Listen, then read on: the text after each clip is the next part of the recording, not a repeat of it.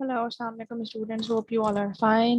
In this video, we will learn how to use Cramer's rule to solve three equations with three unknown variables. तो यहाँ पर सबसे पहले मैंने कुछ डिस्क्रिप्शन लिखी हुई है about Cramer's rule. Cramer's rule used to solve a linear system with three equations and three unknowns.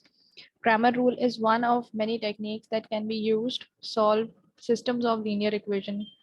Cramer rules involves the use of determinants to find out the solution, of the given unknowns in the equation. So Cramer rules itself is very simple, but the notation used requires a little bit of explanation. So let's take a look at Cramer's rule. So students, Cramer's rule जो है वो एक technique है to find out the value of x, y, z. तो यहाँ पर x जो है वो बराबर होता है dx over d के, और y बराबर होता है dy over d के, और z बराबर होता है dz over d के. तो यहाँ हमें ये समझने की ज़रूरत है what is meant by dz, dy, dx and this d. So for further explanation of the notations used in Cramer's rule, we are using here an example. और example यहाँ पर आप देख सकते हैं, आपको तीन equations दी हुई हैं, उनमें तीन variables use हुए हैं. Equation 1 is 2x plus 3y minus z equals to 1, 4x plus y minus 3z equals to 11, and the third equation is 3x minus 2y plus 5z equals to 21. So to find the values of x, y, z, there are four different values that we need to calculate, and they are d, dx, dy and dz. क्योंकि यहाँ पर अगर देखा जाए तो x, y, z की values निकालने के लिए हमें यही टोटल चार वैल्यूज रिक्वायर्ड है, dx, dy, dz और d. d जो है वो तमाम के तमाम केसेस में d stands for the determinant. So हम ये अब देखते हैं कि इसे रिप्रेजेंट कैसे करना है. सिंपल d जो है, मैं एक अपना कोफिशिएंट मैट्रिक्स ले लेती हूँ. यहाँ पे जो कोफिशिएंट्स लिखे हुए हैं, x के कोफिशिएंट्स, y के कोफिशिएंट्स और z के कोफिशिएंट्स, तो मैं उसे सिंपल कैपिटल D में रख देती हूँ. और क्योंकि d जो है वो डिटर्मिनेंट को रिप्रेजेंट कर रहा है, तो मैंने यहाँ पे साथ में बार्स लगा दिए हैं, क्योंकि डिटर्मिनेंट को हम बार्स में रिप्रेजेंट करते हैं. So what we need to do, we need to write the coefficients of the x, y and z. So this is our first step in which we need to make a matrix D, जिसमें हम coefficient substitute करेंगे x, y, z के. यहाँ कोई और दूसरे variables भी हो सकते हैं, x1, x2, x3 भी हो सकते हैं, a, b, c भी हो सकते हैं, और कोई भी दूसरे वेरिएबल्स हो सकते हैं. तो आपने वेरिएबल्स का कोफिशिएंट मैट्रिक्स यहाँ लिखना है. तो आप देखिएगा x की वैल्यूज पहले आनी चाहिए, फिर y की वैल्यूज और फिर z की वैल्यूज. तो x की वैल्यू कोफिशिएंट्स क्या है, 2, 4 and 3. So here we have 2, 4 and 3. y के कोफिशिएंट्स है +3, +1 एंड -2. So +3, +1 and -2. z के कोफिशिएंट देखे जाए तो -1, -3 एंड +5. So -1, -3 and +5. ये हमने बना लिया अपना D मैट्रिक्स. अब हमने बनाना है dx और इसी तरह dy और dz. समझने की जरूरत ये है कि dx, dy, dz में फर्क क्या होता है. जो हमारे पास x, y, z के जो कॉलम्स होते हैं, कोफिशिएंट्स के जो कॉलम्स होते हैं, we just need to replace the right hand side values in those columns. तो यहाँ पे देखिए ये लिखा हुआ है, here we replace the x values in the first column with the values after the equal sign and leave the y values and z column unchanged. सिर्फ और सिर्फ dx के लिए हमें क्या करना होगा, x वाला जो हमारे पास x की जो वैल्यूज लिखी हुई थी ऊपर, x की जो वैल्यूज लिखी हुई थी ऊपर 2, 4, 3, हमने सिर्फ इसकी जगह पे क्या करना होगा, जो हमारा राइट हैंड साइड पे आप देख रहे हैं ऊपर जो इक्वेशंस दी हुई हैं, उनके जो राइट हैंड साइड पे हमें वैल्यूज दी हुई हैं, वो वैल्यूज क्या है, 1, 11 एंड 21. सिर्फ इन वैल्यूज को हमने उठा के x वाले कॉलम में रिप्लेस कर देना है. तो ये हमारा मैट्रिक्स बन जाएगा dx.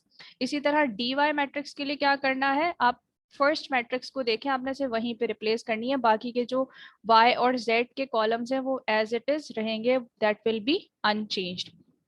इसी तरह dy की अगर बात की जाए तो dy में हमने सिर्फ और सिर्फ y की जगह पर अपने राइट हैंड साइड वाली वैल्यूज लिखनी है, जो कि 1, 11, 21 है, और बाकी आप देखिए x का कॉलम और z का कॉलम एज इट इज मैंने लिखा है दोबारा से.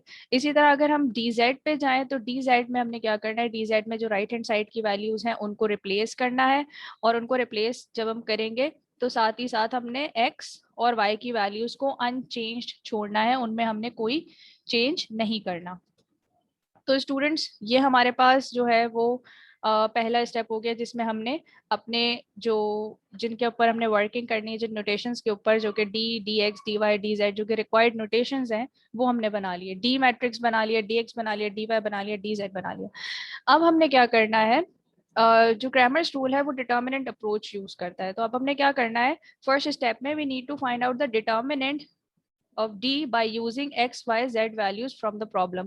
जो भी आपको गिवन प्रॉब्लम होगी उसके अंदर से ऑब्वियसली आपने x, y, z के कोफिशिएंट्स उठा के इसमें रखे हैं डी मैट्रिक्स में, तो आपने इसका डिटर्मिनेंट फाइंड आउट करना है इन्हीं कोफिशिएंट्स को इस्तेमाल करते हुए। तो 3 by 3 मैट्रिक्स का कोफिशिएंट डिटर्मिनेंट किस तरीके से फाइंड आउट किया जाता है, इसको हम रिड्यूस करते हैं 2 by 2 में।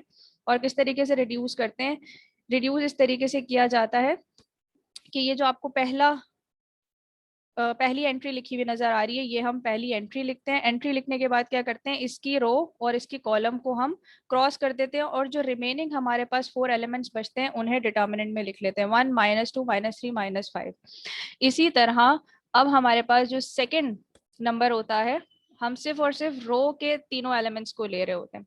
तो अभी जो रो में हमारे पास सेकेंड एंट्री है वो है 3। तो मैंने यहाँ लिखा है -3। -3 मैंने क्यों लिखा है, क्योंकि यहाँ पर हम इसे इस तरीके से लेते हैं, पॉजिटिव,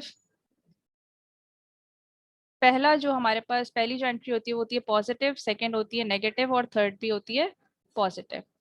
सो ये रूल है और इसे हमने इसी तरीके से रिप्रेजेंट करना होता है। अगर मैं सेकंड की बात करूं, मैं अब 3 लेने लगी हूँ, तो अब जब मैंने 3 लिया है और यहाँ पे मैंने -3 लिखा है, माइनस जो है वो ये वाला माइनस है, और अब मैं इसका रो और इसकी कॉलम को रिमूव कर दूंगी, तो अब हमारे पास 4 कौन से एलिमेंट्स बचेंगे, 4, 3, -3 एंड -5। वो मैंने यहाँ पर चारों एलिमेंट्स लिख दिए।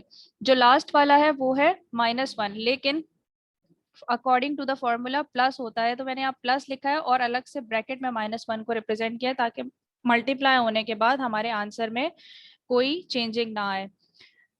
तो यहाँ पर -1 वाली जो रो और कॉलम था वो मैंने दोबारा से अगेन कट कर दिया है, और जो रिमेनिंग एंट्रीज हैं मुझे वो लिखनी होगी 4, 1, 3 एंड -2। तो मैंने यहाँ लिख दिया 4, 1, 3 एंड -2। ये लिखने के बाद स्टूडेंट्स हमने इसे क्या करना होगा, इसे सिंपल इवेल्युएट करना है। 2 by 2 मैट्रिक्स का जो डिटर्मिनेंट है वो सबको ही मालूम होता है किस तरीके से निकलता है। We need to multiply these 2 entries and these 2 entries. पहले हमें इन दोनों को मल्टीप्लाई करना होता है, इन दोनों को मल्टीप्लाई करना होता है, और आपस में इन दोनों को सब्ट्रैक्ट करना होता है। सो 5 into 1, ठीक है, negative sign according to the formula, -2 into -3। ठीक, इसी तरह ये -3 बाहर एज इट इज मैंने लिखे रहने दिया, और 4 into 5, राइट, और उसके बाद 3 into -3, 3 into -3, और ये नेगेटिव साइन मैंने फॉर्मूले का लिखा है। इसी तरह -2 into 4, -2 into 4, negative sign according to the formula, and 3 into 1। ठीक है, इसकी जो रिप्रेजेंटेशन है वो आप ऐसे ही रखिएगा। ये डिटर्मिनेंट निकालने के लिए हमारे पास इस तरीके से होता है। For example this is A, B, C and D। तो इसका डिटर्मिनेंट कैसे निकलता है, A into D minus C into B। अगर आपने अपनी तरफ से इन दोनों प्रोडक्ट्स को आगे पीछे किया, लाइक पहले आपने सी लिख दिया और डी, ए और डी बाद में लिख दिया, तो ये नेगेटिव साइन की वजह से आपकी पूरी कैलकुलेशन के अंदर प्रॉब्लम आ जाएगी। तो ये आप इसकी रिप्रेजेंटेशन याद रखिएगा कि आपने पहले इन दोनों वेरिएबल्स को, इन दोनों नंबर्स को मल्टीप्लाई करना होता है, और फिर इन दोनों को नंबर्स को मल्टीप्लाई करना होता है। पहले एडी रखना होता है, देन -n एंड देन सी। ये यहाँ पर हमने लिख लिया सारा। अब हम इसे सिंप्लीफाई कर लेते हैं। -5, sorry, this will be 1 into 5 will be 5, -3 into -2 will be 6, +6, और यहाँ पे जब मल्टीप्लाई होगा तो -6 + 5 will be -1, again 4 into 5 will be 20, -3 into 3 will be 9, so this will be +9, +9 into negative, yes, +9 into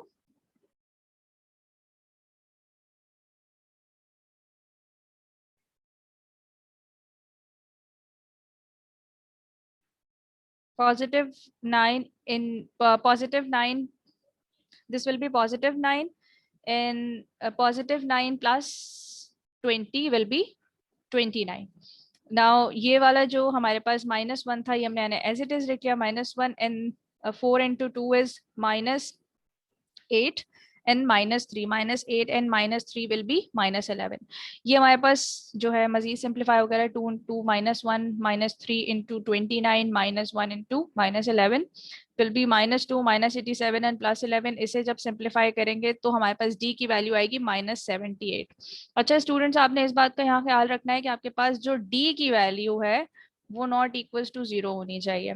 ठीक है, 0 के बराबर नहीं होनी चाहिए। अगर वो 0 के बराबर हुई तो आप आगे इसको सॉल्व नहीं कर सकते। उसकी वजह क्या है, अगर हम फॉर्मूले को देखें तो यहाँ डिनोमिनेटर में डी आ रहा है।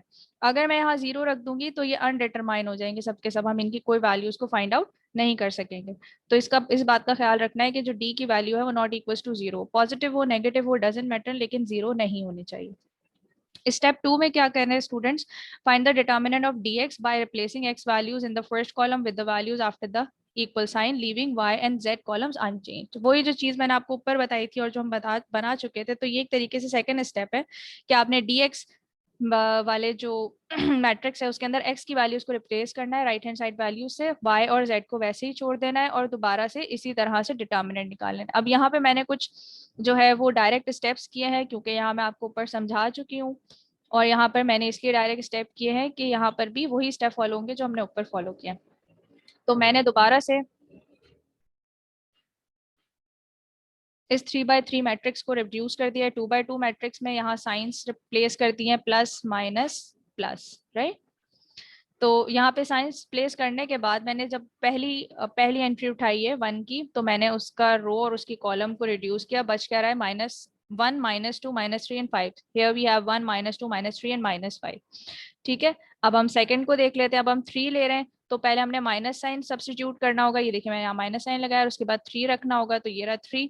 और उसके बाद इसकी रो और कॉलम को हम हटा देंगे तो जो 4 एंट्रीज बचेंगी वो लिखेंगे 11 21 -3 एंड 5। ये हमारे पास सेकंड आ गया। अब उसके बाद हमने थर्ड एंट्री लिखनी है। थर्ड एंट्री हमारी है -1, ऊपर पॉजिटिव साइन है तो पॉजिटिव ही लिखा रहने देंगे और ब्रैकेट में -1 लिखेंगे ताकि जब ये दोबारा मल्टीप्लाई हो तो माइनस साइन आ जाए हमारे पास, या डायरेक्ट -1 भी लिख सकते हैं, डजेंट मैटर। तो यहाँ से फिर आपने इसकी रो और इसके कॉलम को क्रॉस किया, जो 4 एंट्रीज बच रही है 11 21 1 एंड -2 को आपने यहाँ लिख लिया। अब जब आप इनको क्रॉस मल्टीप्लाई करेंगे 5 into 1 -2 into -3 विल बी +6, और फिर जो नेगेटिव साइन आएगा आपके पास फॉर्मूले का वो नेगेटिव, तो you will have -1 here. Now again 5 into 11 + 25 into 3 will be 118 and -2 into 11 will be -22 and 21 into 1 और माइनस का साइन तो -22 and -21 will be -43। इसे सिंप्लीफाई कर लेते हैं, हो जाएगा -1, ये हो जाएगा +43 and this will be 3 into 118, 3 into 118 will be 354। तो ये तीनों ही माइनस साइन के साथ है और जब इनको प्लस करेंगे so we will have -312। Sorry this one is positive, ये पॉजिटिव हो जाएगा। तो यहाँ पर मैंने आपको बताया था ये हो जाएगा 354 -354 -1 will be 355 and 355 plus 43 will be -312। तो ये dx की वैल्यू आ गई। अब इसी तरह सेम जिस तरह हमने dx की वैल्यू निकाली हम dy की वैल्यू निकाल लेंगे। मैट्रिक्स ये वाले मैट्रिक्स हम ऊपर ऑलरेडी बना चुके थे रिप्लेस करके, तो बस हमने इसे रखना है और उसका डिटर्मिनेंट फाइंड आउट करना है। तो यहाँ पे मैंने dy रखा, dy में हमने सिर्फ क्या किया हुआ है, dy में हमने y की जगह पे राइट हैंड साइड वाली वैल्यूज लिखी हैं और x और y z की जो वैल्यूज हैं वो वही वैल्यूज हैं जो कि हमें दी हुई थी। नाउ अगेन मैंने यहाँ 2 रखा है, -1 रखा है और उसके बाद -1 रखा है रिड्यूस करने के लिए 2 -1 एंड -1 है। ये रखने के बाद मैंने इनके रोज और कॉलम्स को क्या किया है, कट किया है और जो 4 एलिमेंट्स बच रहे थे जैसे कि इसको कट करने के बाद बच रहा 11 21 -3 5 यही लिखा है, राइट। उसके बाद मैंने यहाँ पे 1 को कट किया, so I have 4 3 -3 and 5 4 3 -3 and 5। Now third is -1, so I have 4 3 11 and 21। ये मैंने लिख लिया। अब ये जो 2/2 के मेरे पास रिड्यूस होकर डिटर्मिनेंट्स आए, मैं इनका डिटर्मिनेंट फाइंड आउट कर लूंगी। तो जब इसे मैं सॉल्व करूंगी इस डिटर्मिनेंट को, तो मेरे पास आंसर आएगा 118। और जब मैंने इसे सॉल्व किया तो आंसर आया 29, और जब इसे सॉल्व किया तो आंसर आया 51। अब सिर्फ और सिर्फ इन्हें सिंप्लीफाई करना है। सिंप्लीफाई करने के लिए हमने इसे मल्टीप्लाई करना होगा। 2 इंटू 118 इज 236, सही है, -29 एंड -51। जब हम इसमें से 236 में से -29 और -51 माइनस करेंगे तो dy की वैल्यू आएगी 156। इसी तरह अब जैसे dy निकाल लिया है, dx निकाल लिया है, अब dz निकालेंगे। dz में हमने क्या किया है, dz में z की जगह पे राइट हैंड साइड वाली वैल्यूज को रिप्लेस किया है, और x और y वही कॉलम्स है जो कि d में गिवन थे। अगेन हम इसे रिड्यूस करेंगे 3/3 मैट्रिक्स को 2/2 में, प्लस माइनस प्लस का साइन लगाएंगे। साइन लगाने के बाद एलिमेंट्स लेंगे, पहले एलिमेंट रखेंगे और उसकी रो और कॉलम को हम कट कर देंगे। जो बचेंगे रिमेनिंग एंट्रीज वो लिख लेंगे, 1 -2 11 एंड 21 और 2 यहाँ पर। उसके बाद -3 लिखा। -3 लिखने के बाद हमने -3 वाले रो और कॉलम को रिड्यूस कर दिया, तो आंसर आया 4 3 1 एंड 21। इसी तरह अब लास्ट में जो 1 है इसे हम कट कर देंगे, और इसे कट करने के बाद हमारे पास आंसर आएगा 4 3 1 एंड -2। सो स्टूडेंट्स इसको उसी तरीके से दोबारा हम सॉल्व कर लेंगे। इन दोनों को क्रॉस मल्टीप्लाई करेंगे, इन दोनों को आपस में क्रॉस मल्टीप्लाई करेंगे, बीच में जो माइनस का साइन आएगा उसके साथ इसे जब सिंप्लीफाई करेंगे तो आंसर आएगा 43। इसी तरह इस वाले मैट्रिक्स डिटर्मिनेंट का आंसर आएगा 51, और इस वाले डिटर्मिनेंट का आंसर आएगा -11। अब इसे जब आपस में हम सिंप्लीफाई करेंगे आंसर आएगा -78। 2 into 43 will be 86, and 3 into 51 will be 153. So 86 minus 153 minus 11 will be -78. अब देखिए अकॉर्डिंग टू द फॉर्मूला, जो हमें फॉर्मूले में नोटेशंस रिक्वायर्ड थे dx dy dz d, तो यहाँ पे हमने dx dy dz की वैल्यूज को फाइंड आउट कर लिया है, और d भी हमें मालूम है क्या है। तो यहाँ पर स्टूडेंट्स हमने सिर्फ और सिर्फ अब क्या करना है, x, y और z की वैल्यूज को फाइंड आउट करना है, जो कि हमारा लास्ट स्टेप है, step number 5। Use Cramer's rule to find the value of x, y, z। तो x के लिए dx upon d, so the value of dx was -312 divided by the value of d which is 78। जब इन दोनों को आपस में divide करेंगे answer आएगा 4। इसी तरह y की वैल्यू के लिए dy upon d, the value of dy was 156 and the value of d is -78। जब इन दोनों को डिवाइड करेंगे आंसर आएगा -2। इसी तरह द वैल्यू ऑफ dz जो निकली थी लास्ट -78 आई थी, so -78 divided by the value of d which is -78 also, दोनों को डिवाइड करेंगे आंसर आएगा 1। So by this all procedure we find out the value of the given system of linear equation. So the value of x is 4, the value of x is -2 and the value of z is 1.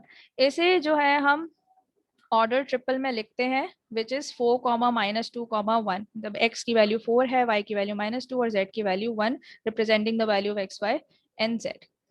So hopefully ये Cramer's rule आपको बहुत अच्छे से समझ में आया होगा। अगर इसके अंदर आपको किसी भी किस्म की कोई परेशानी हो, या आपको कोई चीज़ समझ ना आई हो, यहाँ पे एक्सप्लेन ना हो पाई हो सही से, तो आप मुझसे कमेंट सेक्शन में पूछ सकते हैं। Thank you so much students. अल्लाह हाफिज़।